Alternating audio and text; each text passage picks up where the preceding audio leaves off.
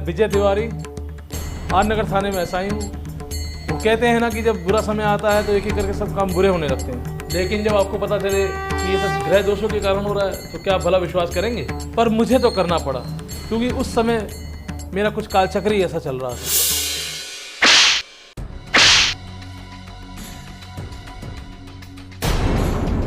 Sir ये देखिए निकला ना, हम कब से बोल रहा था ये हमारा बटुआ है साहब। आज तो हमारे 12 बज ही जाते हैं साहब। पूरा परिवार खाके करता है, हमारे बच्चों की फीस, मकान का किराया। आप तो जानते हैं साहब 30 दिन पूरी मेहनत करके 1 तारीख को पगार मिलता है साहब। ये भी कोई छीन ले जाता तो हम क्या करता साहब? ये तो मजा करता साहब, हमारा परिवार तो भूखों मरता ना साहब। उस भले मानस का जो भगवान का दूध बनकर आए रहे। चोर! चोर! चोर पकड़ो! चोर! चोर! पकड़ो! चोर! चोर! पकड़ो!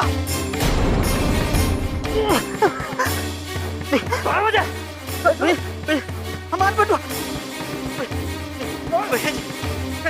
बहुत बहुत बोल चुके हैं। इस चोर को पकड़वा दिया आप। ये झूठ बोल रहा है, ये बटुआ मेरा है।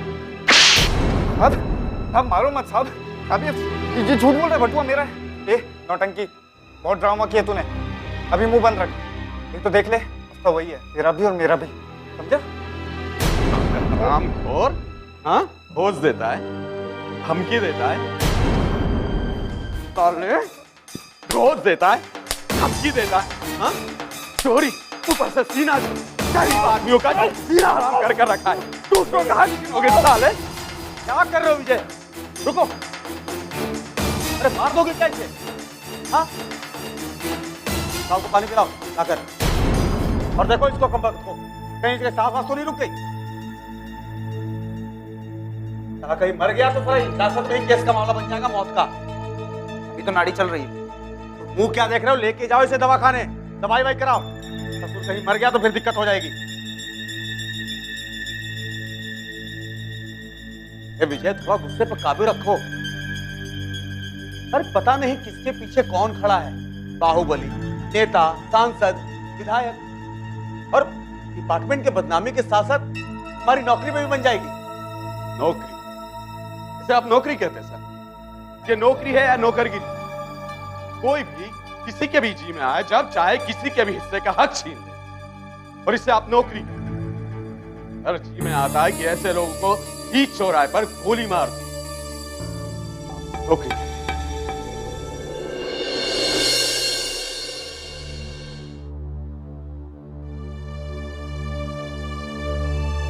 चलिए आइए, खाना ठंडा हो रहा है। कब से इंतजार कर रहे हैं हम आपका। मैं एक बार में कोई बात समझ में नहीं आती है। मैंने कितनी बार कहा कि मुझे खाना नहीं खाना है, तो बार बार मेरे पीछे क्यों पड़ी हो? झंझट नौकरी का निकालेंगे हम पर, रहिए हमारी बला से भूखे। क्या तुम चुप होकर नहीं बैठ सकती हो क्या? इतना ही तंग आ चुके हैं तो क्यों नहीं भेज देते हमें अपनी मम्मी के घर पर? क्या तुम मेरा दिमाग मत खराब करो।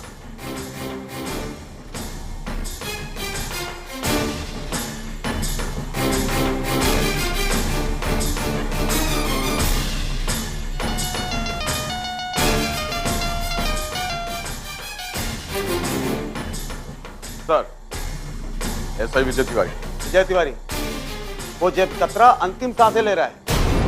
अभी तुम आनंद फानंद में थाने आओ, एसपी साहब हाजिरी चाहते हैं तुम्हारी।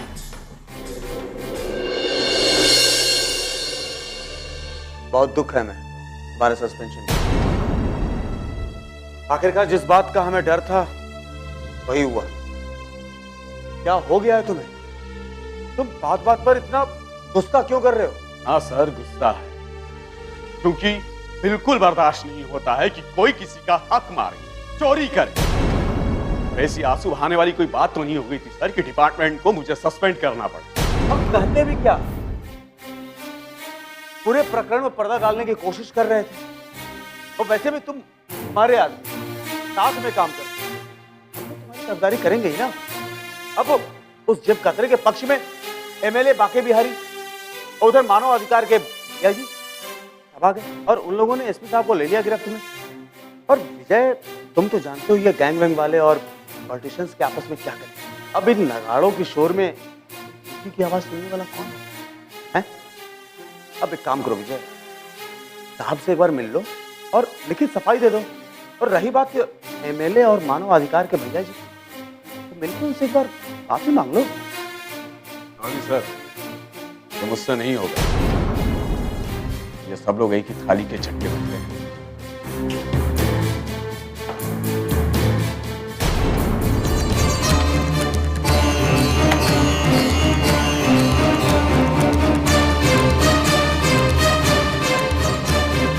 राम राम साहब,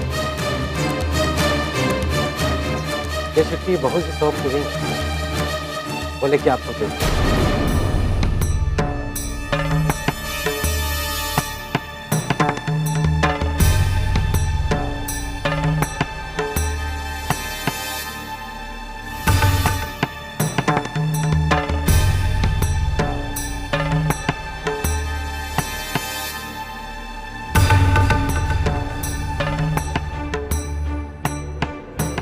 क्षमा कीजिए और नहीं सहा जाता। बात बात पर आपकी फटकार खाते रहे, ताने सुनते रहे, तो शब्द प्रेम के भी नहीं भाग्य में, तो फिर क्यों हम साथ में रह रहे? ये 6 महीने हो गए, हमें तो ये बात समझ में नहीं आती है कि अब जब देखो हम पर क्यों बरस पड़ते हैं। मुझे तो लगता है कि अब का मन हमसे ऊब गया है, या फिर आपको कोई और भाने लगी है, इसीलिए हम बिना किसी हुज्जत के यहाँ से जा रहे हैं।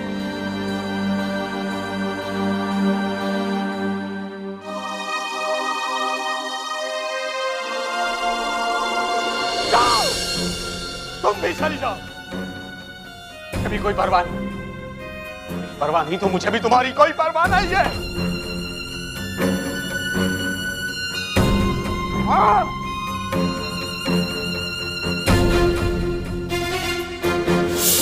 समस्त गवाहों और सबूतों को मद्देनजर रखते हुए अदालत इस नतीजे पर पहुंची है कि विजय तिवारी ने बहुत ही निर्दयता से पुलिस हिरासत में बबलू यादव को पीट पीट कर मार डाला।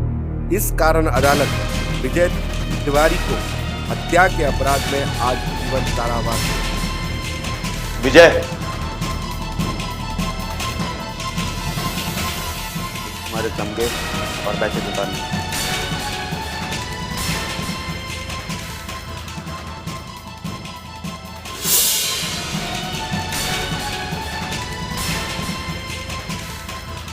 इस रूट की सभी लाइनें व्यस्त, चिंता करके थोड़ी देर बाद संपर्क करें।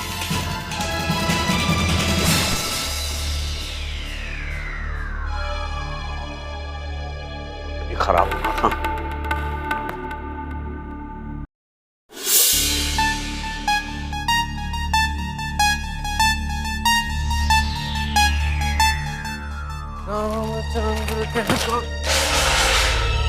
अंधा है क्या तुम?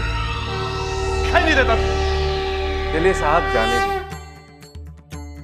हम आपसे नहीं कहेंगे कि इसमें गलती आपकी थी, ये भी नहीं कहेंगे कि आपको देखकर चलना चाहिए, और ये भी नहीं कहेंगे कि आपने हमारा इतना काम बढ़ा दिया। लेकिन ज्यादा टेंशन मत लीजिए, चिंता मत कीजिए, सब ठीक हो जाएगा। टेंशन मत लीजिएगा।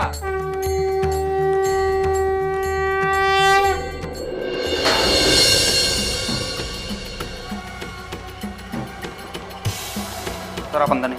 मैंने कहा सामने से हटो, मुझे मरीज से मिलना है। सर इस पेशेंट से मिलने की परमिशन नहीं है सर। मैंने कहा सामने से हटो। माफ़ी चाहता हूँ सर, लेकिन आपको पता है सर इस केस के बारे में, आपको अंदर जाने का ऑर्डर नहीं है। आप जानते हैं सर ये अदालती कार्रवाई है। माफ़ कीजिए हुकुम।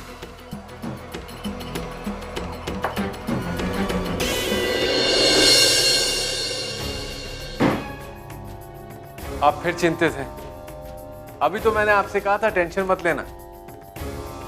कुछ ठीक नहीं होगा, कुछ भी ठीक नहीं होगा। अरे हम जानते हैं कि आप अंदर वो जो पेशेंट है वो जेब कतरा, आप उससे मिलना चाहते हैं ना, हम आपकी मदद कर सकते हैं। आइए हमारे साथ।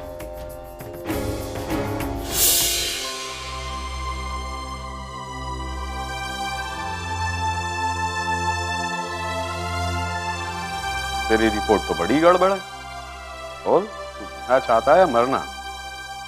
जीना है साहब। तो मरने के काम क्यों करता है?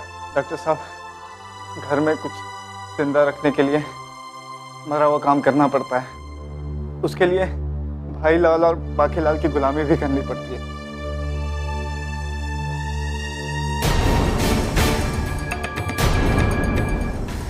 देखो यादव जी, हमें ये चुनाव का खेल खेलना है। अब इस खेल में लगे वगे खून की धार हम नहीं जिम्मेदार।